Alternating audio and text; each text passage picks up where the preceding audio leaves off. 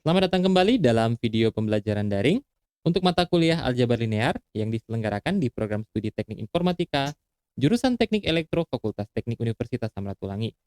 Dalam video kali ini saya akan membahas mengenai pengantar untuk materi transformasi linear. Ada dua topik.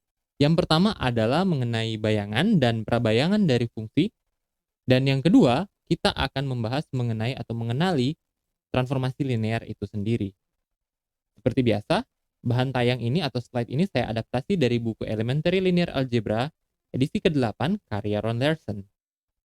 Nah, mari kita melihat mengenai bayangan dan prabayangan dari sebuah fungsi. Misalkan kita memiliki sebuah fungsi T, di mana fungsi T tersebut memapping atau memetakan sebuah vektor, sebut saja vektor V, yang ada dalam ruang vektor V. Ya, eh, yang ruang vektor kita lambangkan dengan huruf kapital, yang vektornya dalam seperti biasa notasi vektor ya.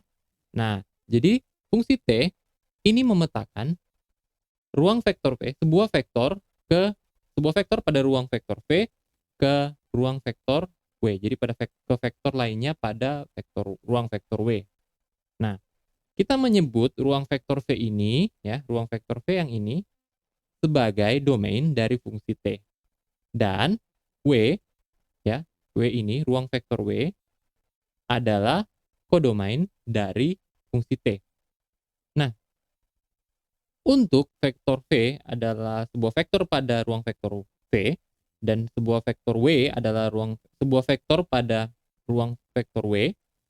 Sedemikian sehingga di mana fungsi T memapping atau memetakan eh, vektor V menjadi vektor W, maka kita menyebut vektor W ini adalah sebagai bayangan atau image dari vektor V di bawah fungsi T.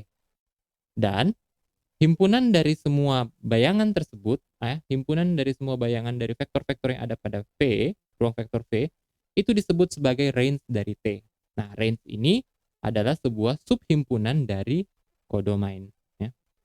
Sedangkan himpunan dari semua vektor pada V, ya, sedemikian sehingga dipetakan oleh fungsi T, dia menjadi vektor W, ini disebutkan sebagai prabayang dari vektor W. Nah, mari kita melihat contoh bagaimana mengenali eh, bayangan dan prabayangan dari sebuah fungsi. Ya. Misalkan kita mengetahui ada sebuah fungsi ini, fungsi T memetakan vektor dari R2 ke R2. Ya. Nah, maka untuk setiap vektor V yang ada pada R2, kita mendefinisikan sebuah fungsi T di mana fungsi T itu menggunakan ini ya. Jadi V1 kurang V2 dan V1 tambah 2V2. Jadi eh, dia akan membentuk sebuah vektor baru dengan menggunakan komponen pertama dikurang komponen kedua, dan komponen kedua dari vektor baru tersebut adalah komponen pertama vektor V ditambah dengan 2 kali komponen kedua pada vektor V tersebut. Nah, misalkan kita memiliki sebuah vektor V dengan komponen negatif 1 dan 2, maka bayangannya kita temukan dengan cara melakukan substitusi ke komponen yang sesuai pada fungsi T. Nah, jadi seperti ini kalau kita lihat komponen pertama negatif 1, komponen kedua adalah positif 2. Ini adalah V1 kurang V2 berarti negatif 1 kurang 2, dan yang akan menjadi komponen kedua pada vektor yang baru adalah V1 tambah 2V2. Ini berarti V1-nya adalah negatif 1 dan ditambah dengan 2 kali V2 yaitu 2, jadi tambah 2 kali 2. Nah, kita menyelesaikannya dengan cara negatif 1 kurang 2 dapatnya negatif 3. Kemudian karena 2 kali 2 sama dengan 4, maka ini adalah negatif 1 tambah 4 dan kita dapatkan negatif 3 dan 3. Ini adalah berarti sebuah vektor pada ruang vektor W. Ya. Nah, tapi kali ini dalam contoh ini kita menggunakan ruang vektor yang sama. Jadi sebuah vektor pada R2 di mapping ke vektor lainnya pada R2. Nah, sekarang kita lihat contoh lainnya yaitu V sama dengan 0, 0. Kita lakukan hal yang sama, kita lakukan substitusi dan kita dapatkan hasilnya 0 ya, karena perkalian ini menghasilkan hasil 0. Nah, di yang contoh yang ketiga ini ya, misalkan kita sekarang kalau tadi diketahui vektor pada ruang vektor, vektor V-nya, sekarang kita mau mencari vektor W-nya. Misalkan kita tahu vektor W-nya ya, kita mau cari vektor V-nya. Jadi kita tahu W itu adalah negatif 1 dan 11. Maka kita mencari prabayangannya atau mencari vektor V-nya. Nah, jadi kita tahu bahwa bentuk fungsi tersebut ya, itu adalah V1 kurang V2, dan untuk komponen keduanya adalah V1 tambah 2V2. Ini menghasilkan komponen pertama negatif 1, komponen kedua positif 11. Nah, berarti ini bisa kita bentuk menjadi sebuah bentuk sistem persamaan linear seperti ini ya, di mana komponen pertama dari fungsi itu menjadi sebuah persamaan linear pertama dan komponen keduanya menjadi persamaan linear kedua. Nah, dengan demikian kita bisa mencari penyelesaiannya dengan berbagai macam metode penyelesaian sistem persamaan linear yang sudah kita lakukan. Misalnya kita buat augmented matrix-nya seperti ini dan kita lakukan operasi baris elementer ya. Kita lakukan eliminasi Gauss-Jordan sehingga kita mendapatkan sebuah solusi seperti ini. Jadi kan ini V1 sama dengan 3 dan V2 sama dengan 4 ya. Nah, benarkah kita coba masukkan ke dalam fungsi tersebut ya. Jadi ini adalah fungsinya. Nah, jadi V1 adalah 3, V2 adalah 4. V1 kurang V2 jadi 3 kurang 4, dan untuk komponen keduanya adalah 3 tambah 2 kali 4. Nah, ini berarti 3 kurang 4, 1. 3 tambah 2 kali 4 adalah 3 tambah 8, berarti negatif 1 dan 11. Atau sesuai dengan vektor W yang ada di sini.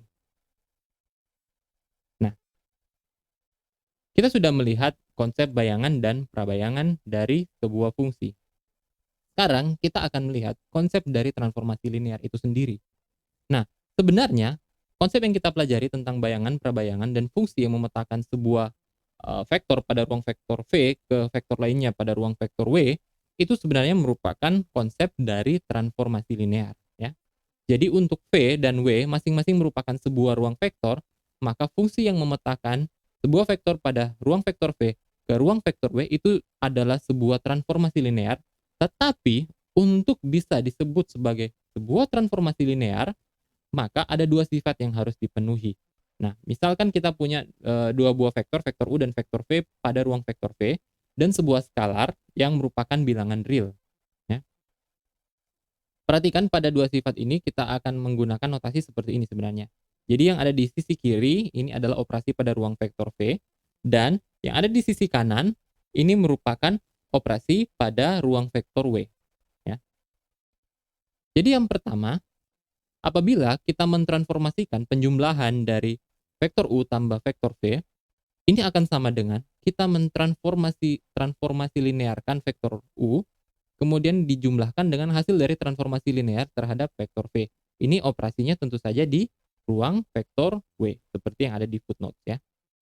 Nah, kemudian berhubungan dengan perkalian dengan skalar, apabila kita mentransformasi linearkan sebuah vektor yang dikalikan dengan skalar, maka ini harus sama dengan ya. Jadi harus menghasilkan skalar dikali hasil transformasi linear terhadap vektor U tersebut. Ya. Ini adalah dua syarat yang harus dipenuhi oleh sebuah transformasi linear. Mari kita melihat contohnya. Ini adalah fungsi yang kita miliki tadi ya. Ini adalah fungsi yang kita miliki tadi. V1 kurang V2 dan V1 tambah 2V2 ya. Nah, kita akan mencoba membuktikan dengan dua aturan tadi atau dua sifat tadi yang harus dipenuhi, dua syarat yang harus dipenuhi ya. Jadi pertama penjumlahan. Nah, sebelumnya kita lihat penjumlahan dari dua buah vektor, misalnya vektor U tambah vektor V. Kita ingat lagi sifatnya, misalnya komponen-komponennya adalah U1 U2 dan V1 V2. Maka ini sama dengan menghasilkan sebuah vektor baru dengan komponen-komponen U1 tambah V1 dan U2 tambah V2 ya. Dengan demikian kita mentransformasi linearkan ini ya, penjumlahan ini adalah sama dengan kita mentransformasi linearkan vektor yang merupakan penjumlahan ini. Sehingga nah U1 tambah V1 kalau kita masukkan ke sini berarti kan ini komponen pertama adalah U1 tambah V1. U1 tambah V1 kurang V2. V2-nya adalah U2 tambah V2. Jadi kurang U2 tambah V2. Dan untuk komponen keduanya ya, itu adalah U1 tambah 2 kali V2. Berarti ini U1 tambah V1 tambah 2 kali U2 tambah V2. Nah, kita mendapatkan hasil seperti ini. Jika kita keluarkan dari tanda kurungnya, maka ini adalah U1 tambah V1 kurang U2 kurang V2. Dan untuk komponen keduanya adalah U1 tambah V1 tambah U2 tambah 2 U2 tambah 2 V2. Nah, kalau kita mengelompokkan term yang sama, misalnya kita kelompok U dan U, kemudian V dengan V, maka kita mendapatkan bentuk sebenarnya seperti ini ya. Jadi U1 kurang U2, ini perhatikan masih ada di komponen pertama yang sama ya. Ini komponen pertama yang sama. Jadi U1 kurang U2 tambah V1 kurang V2. Nah, kemudian ini adalah U1 tambah 2 U2 dan V1 tambah 2 V2. Nah, setelah kita kelompokkan seperti ini ya, kita ingat lagi prinsip atau sifat dari penjumlahan vektor, maka sebenarnya ini adalah bisa kita tuliskan sebagai bentuk penjumlahan dari dua buah vektor, yaitu U1 kurang U2, U1 tambah 2 U2, dan V1 kurang V2, V1 tambah 2 V2. Dengan kata lain, ini merupakan transformasi linear dari U, dan yang ini merupakan transformasi linear dari V. Sehingga dia memenuhi syarat penjumlahannya. Bagaimana syarat perkalian dengan skalar? Kita ulangi dengan menggunakan prinsip perkalian skalar dengan vektor ya. Jadi kalau kita mengalihkan sebuah skalar dengan vektor, kita ingat lagi bahwa itu sama dengan mengalihkan komponen-komponen atau elemen-elemen pada vektor tersebut dengan si skalar. Nah, sehingga kita mendapatkan seperti ini. Jadi kalau kita mentransformasi linearkan C kali U, itu adalah sama dengan mentransformasi linearkan yang ini, CU1 dan CU2. Nah, kita lanjutkan saja, kita substitusikan ke bentuk fungsi yang ini tadi, maka kita dapatkan CU1 kurang CU2 dan CU1 tambah 2 CU2.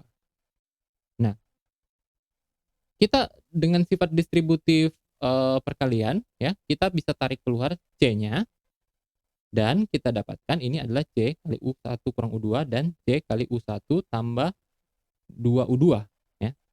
Nah, kalau kita lihat fungsi bentuk ini kita bisa tarik lagi C-nya ke seperti ini ya. Ini sama dengan C kali U1 kurang U2 dan U1 tambah 2U2. Karena ini adalah bentuk transformasi linear dari U, maka ini sama dengan C atau skalar dikalikan dengan transformasi linear dari vektor U. Nah, tadi kita sudah melihat fungsi-fungsi yang merupakan transformasi linear. Apakah ada fungsi yang bukan merupakan transformasi linear? Pertama, mari kita lihat fx sama dengan sin x. Kita buktikan dengan cara seperti tadi, harus memenuhi dua prinsip ya.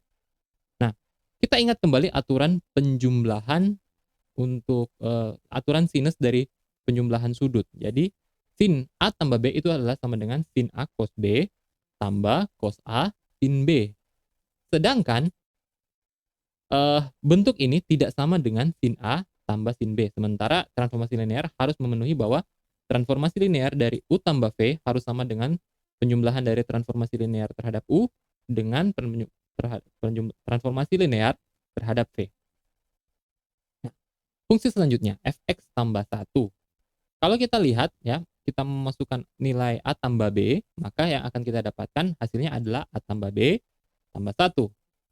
Sedangkan FA tambah FB itu hasilnya adalah A tambah 1 ditambah dengan B tambah 1. Hasilnya adalah malah A tambah B tambah 2. Tidak sama. Ya. Nah, perhatikan bahwa dua contoh ini adalah kita contohkan pada R ke R, ruang R ke R, atau R1 ke R1. Ya. Atau dari bilangan real ke bilangan real. Nah, sekarang mari kita melihat sifat-sifat dari transformasi linear. Tadi yang kita bahas adalah dua syarat untuk sebuah fungsi disebut sebagai transformasi linear. Sekarang kita melihat sifat-sifat yang berlaku terhadap transformasi linear. Pertama, transformasi linear terhadap vektor 0 akan menghasilkan vektor 0. Yang kedua, ini berhubungan dengan sifat atau syarat perkalian dengan skalar tadi. Bentuk ini, bentuk yang kedua ini, ya, ini kan sama dengan negatif 1 kali V, maka hasilnya adalah negatif CV. Kemudian sifat yang ketiga ya, ini berhubungan dengan sifat penjumlahan tadi. Jadi ini adalah sebenarnya U tambah negatif V, maka ini akan sama dengan TU kurang TV atau transformasi linear terhadap U dikurang dengan transformasi linear terhadap V.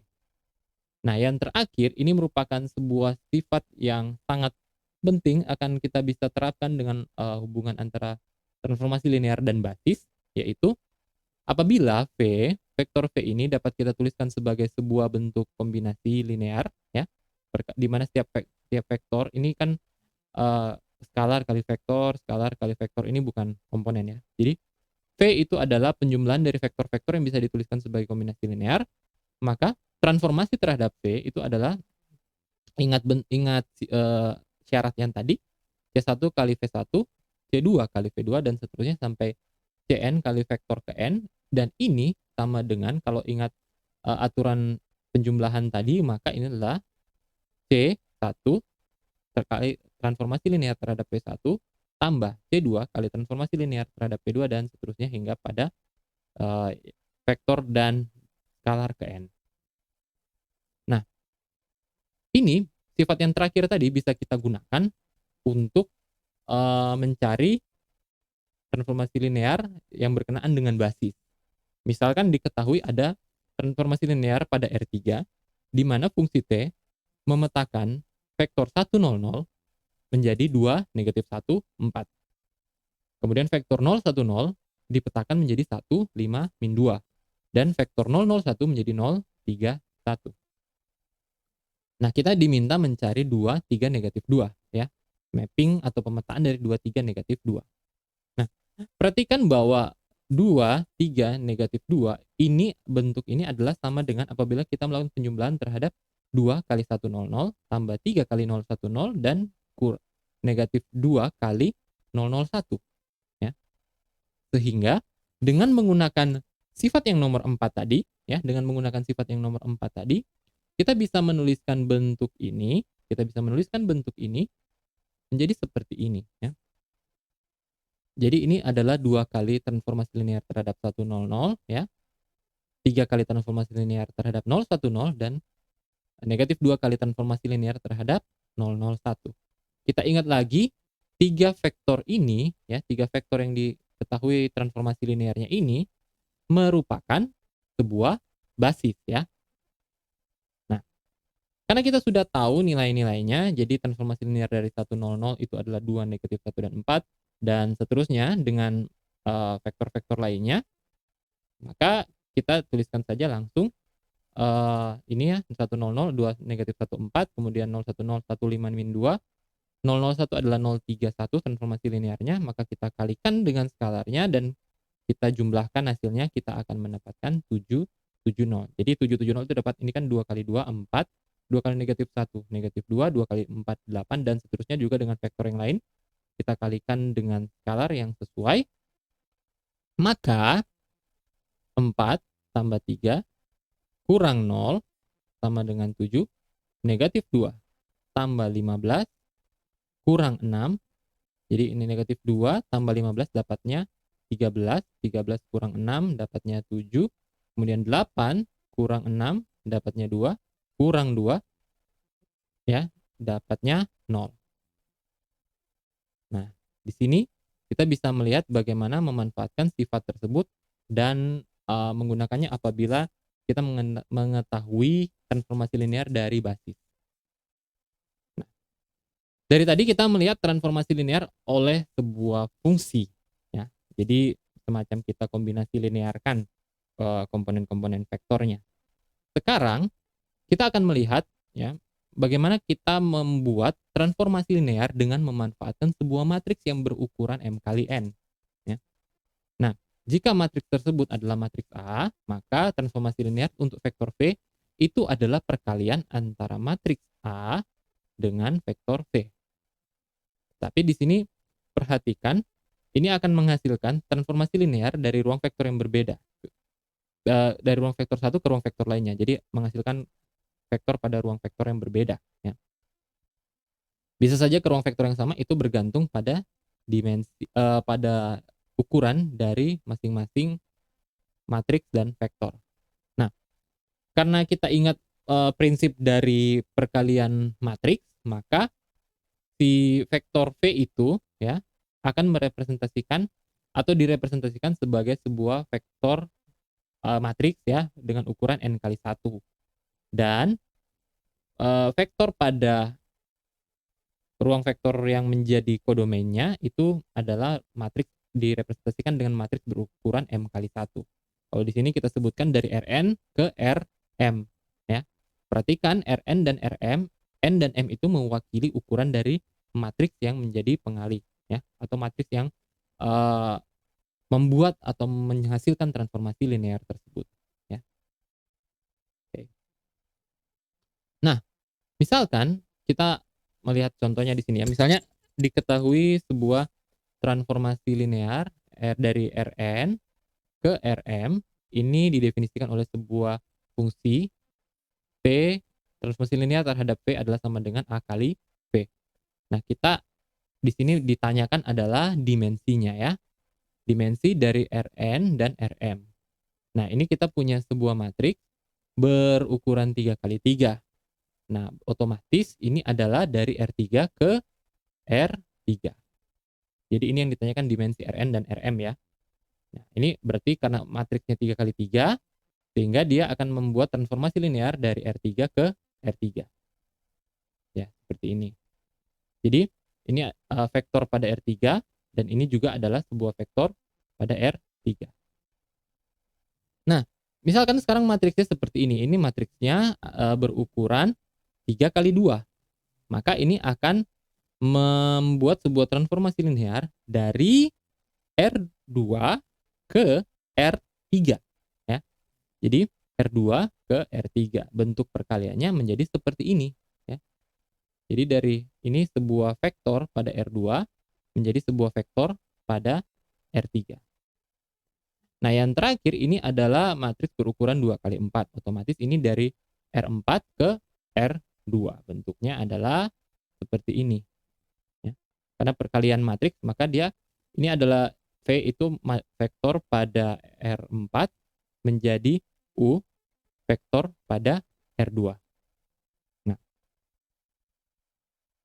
sekarang ada sebuah matriks yang khusus ya, atau spesial. Kenapa? Karena transformasi linear oleh matriks ini seperti yang ada di samping saya ini ya. Matriksnya di samping saya ini menghasilkan sebuah rotasi. Dia akan merotasi si vektor tersebut ya, vektor yang ditransformasikan. Misalkan vektor V itu adalah XY, maka polar polar koordinatnya atau koordinat kutubnya itu di mana R itu adalah panjang dari vektor tersebut, maka Vxy itu adalah sama dengan R cos alpha dan R sin alpha.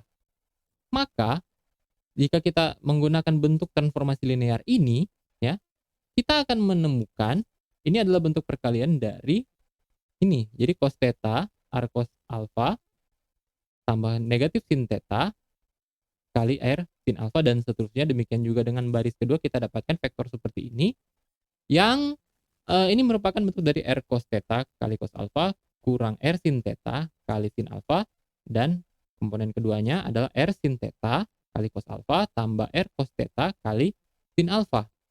Nah, sesuai dengan aturan atau pada fungsi-fungsi trigonometri, maka ini adalah sebenarnya bentuk dari penjumlahan kosinus dari penjumlahan sudut, dan ini adalah sinus dari penjumlahan sudut. Maka kita dapatkan inilah R cos theta tambah alpha dan R sin theta tambah alpha. Nah, apabila kita gambarkan secara geometris, maka kita mendapatkan bentuk yang seperti ada di gambar di samping saya ini.